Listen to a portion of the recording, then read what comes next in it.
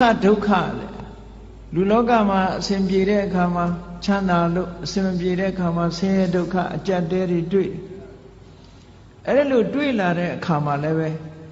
ဆင်းရဲဒုက္ခတွေကြုံတဲ့အခါမှာ depression မဖြစ်ဖို့စိတ်ဓာတ်မကျဖို့စိတ်သက်သာရတဲ့နိလန်းနေနဲ့တွေးရမယ်မြတ်စွာဘုရားပေးထားတဲ့ general point ကတော့ဘာတော့ဆိုလို့ရှိရင်ဘယ်အရာမှမမြဲဘူးတဲ့တခဏပဲဆိုတဲ့အတွေးလေးနဲ့သိခံပါဆင်းရဲတဲ့အတိုင်းအတာတစ်ခုကိုအဲ့ဒါနဲ့ခုခံကာကွယ်ထားသည့်အတွက်ကြောင့်ကိုယ်စိတ်ဓာတ်မှာ depression ဖြစ်တယ်ဆိုတာမရှိဘူးစိတ်ဓာတ်တွေနှိမ့်ကျသွားတာမျိုးမရှိဘူးတဲ့ခုခံနိုင်တယ်ချမ်းသာဒုက္ခနဲ့တွေ့လာလို့ရှိရင်လေလူတွေကဘဝင်မြင့်ပြီးအောက်ခြေလွတ်တတ်တယ်အဲ့ဒါလို့မဖြစ်ရအောင်လည်းပဲခုနကချမ်းသာတယ်ဆိုတာလဲထာဝရမဟုတ်ဘူးတခဏမျှတာဖြစ်တယ်လို့မှန်ကန်တဲ့အတွေးလေးတွေနဲ့တွေးပြီးတဲ့အခါမှာ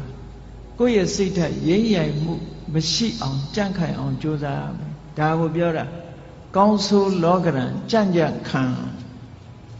ဘဝကိုလှလှပပတိဆောက်ခြင်းဟောဒီလောကရန်ခန္ဓာရေးရှိဖို့ကြိုးစားရမယ်ဒါနံပါတ်1နော်လောကရန်ခန္ဓာအောင်ကြိုးစားဘယ်ပုဂ္ဂိုလ်ပဲဖြစ်ဖြစ်လောကရန်ဆိုတာရှိတာကြည့်ပဲဆင်းရဲတဲ့ပုဂ္ဂိုလ်မှလည်းရှိတယ်ချမ်းသာတဲ့ပုဂ္ဂိုလ်မှလည်းရှိတယ်ဘယ်နိုင်ငံသားပဲဖြစ်ဖြစ်ဘာလူမျိုးပဲဖြစ်ဖြစ်ဘာဘာသာကိုယ်ွယ်ဒါတွေကတညီတယ်ပဲဘာဖြစ်လို့လောကဓမ္မလောကရဲ့သဘာဝလို့ပြောတာနော်ကဲရတဲ့ချီးမွမ်းတယ်ဆိုတာချီးမွမ်းတဲ့လူကချီးမွမ်းတယ်ကဲရတဲ့လူကကဲရတယ်အလုံးသိကြလိမ့်မယ်လေတခါတော့ကအမေရိကန်သမ္မတအရင်သမ္မတအီရတ်သွားတဲ့အခါကျတော့သတင်းစာဆရာတယောက်ကဖဏနဲ့ထုတယ်မဟုတ်လားဘာပဲဖြစ်ဖြစ်တခုခုအစော်ကားဆိုတာနိုင်ငံကောင်းဆောင်သမ္မတဖြစ်နေစော်ကားခံရတာမျိုးရှိတာစိတ်ဓာတ်ရေးရမတုံလို့ဖို့ကသိအရေးကြီးတယ်ပေါ့ကိုယ်လည်းကိုယ်အတိုင်းတာနဲ့သူလည်းသူ့အတိုင်းတာလောကမှာနေတဲ့ပုဂ္ဂိုလ်တိုင်းဟာကြည့်စိတ်ဓာတ်ကြန့်ခိုင်ဖို့ကြိုးစားရအဲ့ဒီစိတ်ဓာတ်ကြန့်ခိုင်တယ်ဆိုတာသူကသူကြန့်ခိုင်လာမှာမဟုတ်ဘူးကိုယ်တိုင်ကြိုးစားဖို့လိုအပ်တယ်။ဘာဖြစ်လို့လဲဆိုရင်ခန္ဓာကိုယ်ကြီးကြန့်ခိုင်အောင်ဘာတွေလုပ်ကြလူတွေလမ်းလျှောက်ကြတယ်ကျမကြီးလေ့ကျင့်ကြတယ်ဟုတ်တယ်မဟုတ်ကျမကြီးလေ့ကျင့်ကြတယ် physical exercise တွေလုပ်ကြတယ်အားကစားသမားတွေဆိုမမောနိုင်မပန်းနိုင်အားကစားလေ့ကျင့်မှုတွေပြုသို့သောလောကလူသားတွေမေ့နေတာလုပ်ဖို့မေ့နေတာဘာတော့ဆိုရင် mental exercise ပဲစိတ်ကိုကြန့်ခိုင်အောင်ကြိုးစားမှုကြတော့အားပြော့နေကြတယ်အဲ့ဒါလို့အားပြော့နေကြသည့်အတွက်ကြောင့်တလောကလုံးတစ်ကမ္ဘာလုံးမှာရှိကြတဲ့လူသားတွေဟာလောကရန်နဲ့ကြုံလိုက်လို့ရှိရင်ရိမ့်ရိုင်ထွက်သွားတယ်စိတ်ဓာတ်ကြန့်ခိုင်မှုအတွက်ကလည်းပဲ physical exercise လုပ်တယ်လို့ mental exercise လုပ်ဖို့လိုအပ်တယ်ပေါ့အဲ့ဒါတရားကျင့်တယ်ဆိုတာအဲ့ဒါပြောတာနော်တရားကျင့်တယ်ဆိုတာအဲ့ဒါပြောတာ physical exercise လုပ်တယ်ဆိုလို့ရှိရင်လူတွေကလမ်းထွက်ရှောင်းရတယ်ကျန်းမာရေးလေ့ကျင့်ရတယ်အပြေးလေ့ကျင့်တယ်ခန္ဓာကိုယ်ကြန့်ခိုင်အောင်လုပ်တယ်ဒါဖြင့်စိတ်ဓာတ်ကြန့်ခိုင်အောင်ဘာလို့အောင်တရားထိုင်တယ်တို့စိတ်ဓာတ်လေ့ကျင့်ခန်းယူတယ်စိတ်တည်ငြိမ်အောင်ကြိုးစားတယ်ကိုယ်အိမ်မှာကိုယ်နေရင်ကနေပြီးတော့မှန်ကန်တဲ့အတွေးကလေးတွေတွေးတယ်ဆိုပါစို့လောဘစိတ်တွေများနေတယ်တွေ့တာစိတ်တွေများနေတယ်တဦးနဲ့တဦးခင်မင်ပြီးတော့သိတွေ့တာမှုတွေများနေလို့ရှင်တွေးလေလူဆိုတာတနေ့ကျတော့ခွဲရအောင်ပါပဲဟောမခွဲခင်တို့ဘာတွေလုပ်မလဲတချို့အဲ့ဒါမျိုးကိုစဉ်းစားရမှာမစဉ်းစားကြဘူးပေါ့စိတ်ဓာတ်ကြန့်ခိုင်အောင်အဲ့ဒါတွေကလေ့ကျင့်ပေးရဆိုပါစို့နုပြိုးနေတဲ့အရွယ်ရှိတဲ့ပုဂ္ဂိုလ်တွေကစဉ်းစားရမှာပါဇရာဓမ္မောမိဇရံအနတ္တိတောငါမှအိုခြင်းသဘောရှိတယ်အိုတဲ့သဘာဝငါမှရှိနေတယ်အိုခြင်းတရားကိုငါမလွန်မြောက်နိုင်သေးဘူးလို့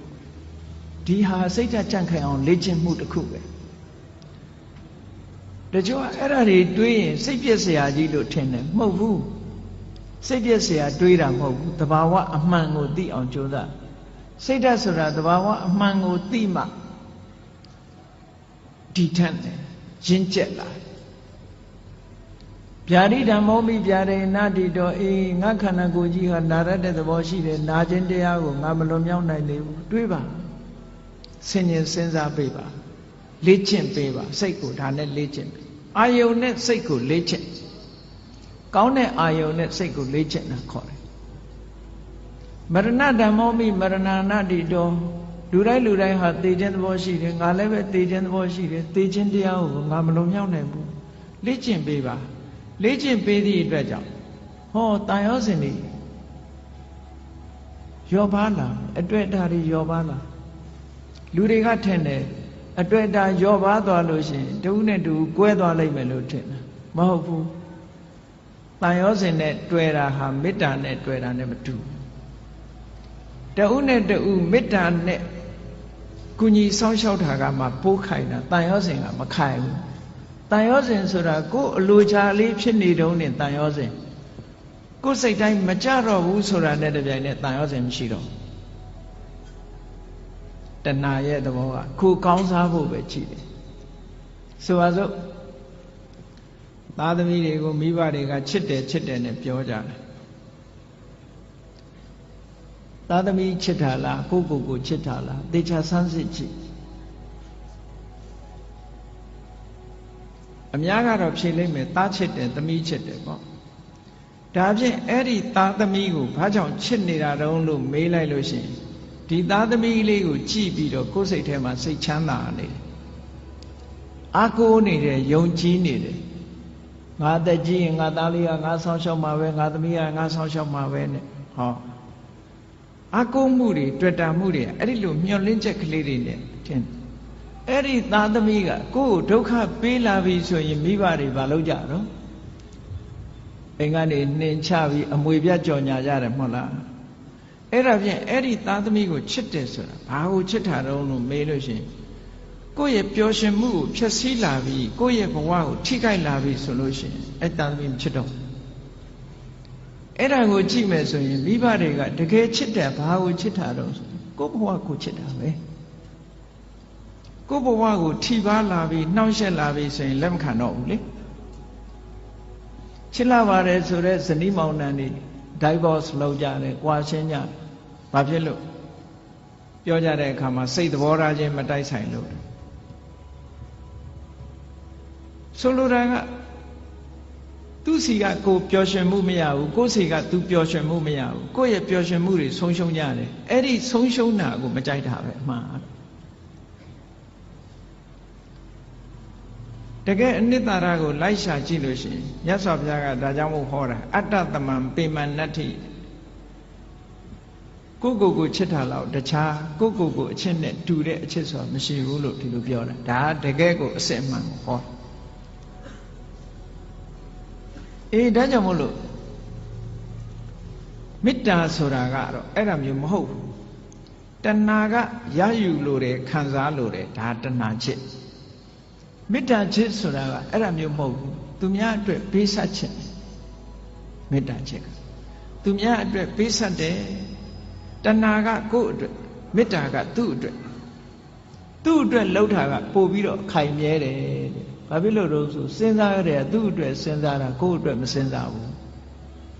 ဟိုတစ်ဖက်ကလည်းမေတ္တာနဲ့ဆိုရင်သူ့အတွက်စဉ်းစားတယ်ကိုယ့်အတွက်မစဉ်းစားဘူးအဲ့ဒီတော့သူ့အတွက်ဆင်ပြေးနေလို့ရှိရင်ဟောမကွဲမကွာဖြစ်တာပေါ့ဟိုလူကလည်းငါအတွက်စဉ်းစားတယ်ဟိုလူကလည်းငါအတွက်စဉ်းစားတယ်နှစ်ဦးကိုယ့်အတွက်ကြီးပဲစဉ်းစားတယ်လိုဘဖြစ်နေတဲ့အချိန်မှာတော့ကိုယ့်အတွက်ဖြစ်နေရင်ခြေနှက်တယ်ကိုယ့်အတွက်မဖြစ်တာနဲ့တပြိုင်တည်းခွဲကြရောအဲ့တော့မေတ္တာချစ်နဲ့တဏှာချစ်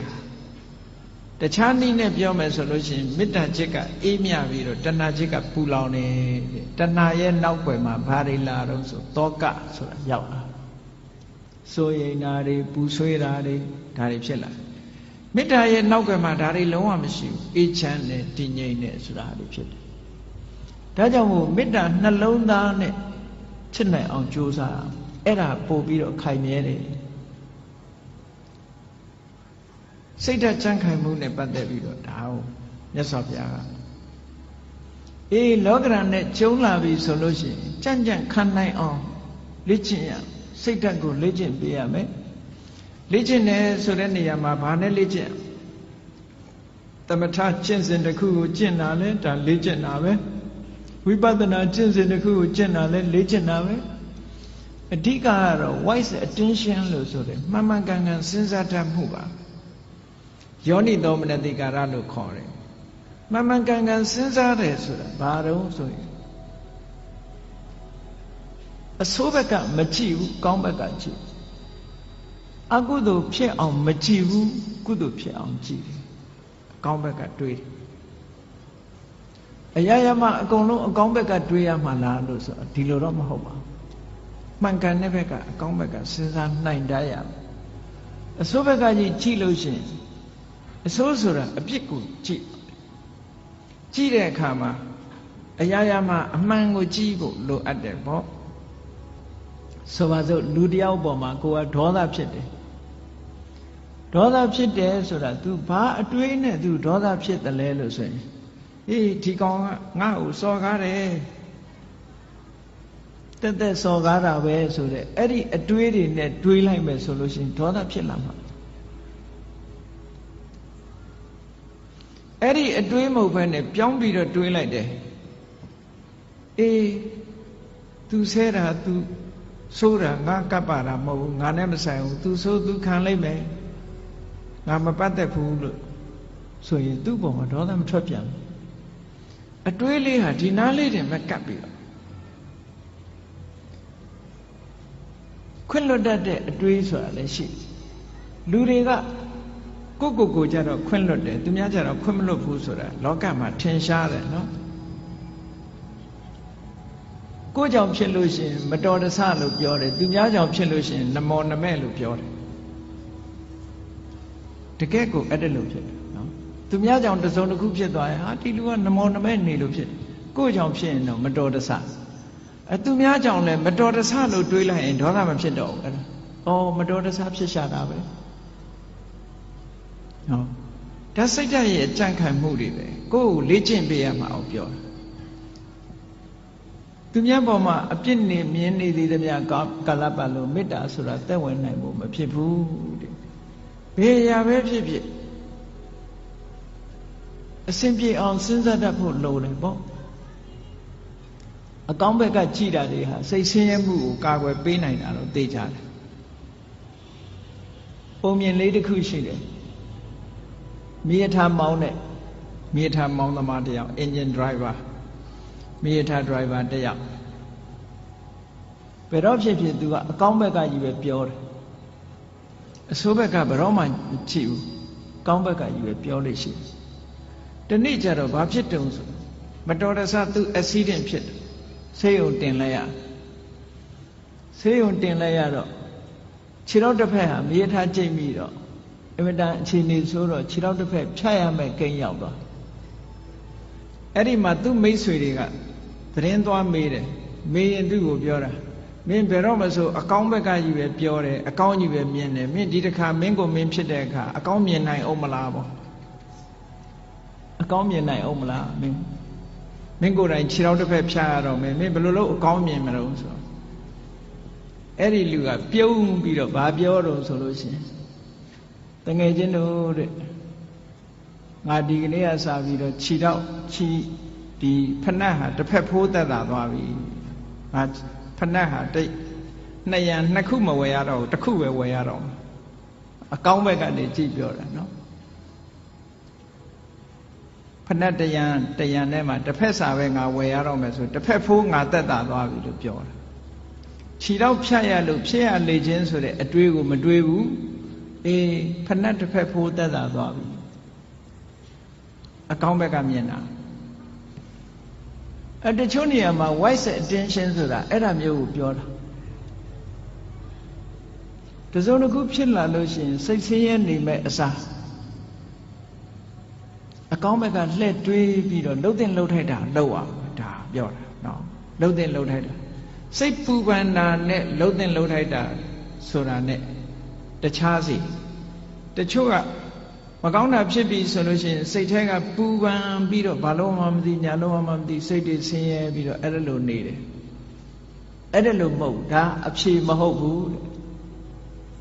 အဖြစ်မဟုတ်ဘူးစိတ်ပူပန်နေမဲ့အစားပူပန်မှုကိုလျှော့ချပြီးတော့ဘာလို့သင့်တယ်ဆိုတာကိုစဉ်းစားဖို့ပဲလိုအပ်တယ်ဟောတာစိတ်ရဲ့စွမ်းရည်တွေကိုဒီလိုလေ့ကျင့်ပြရမယ်ပြော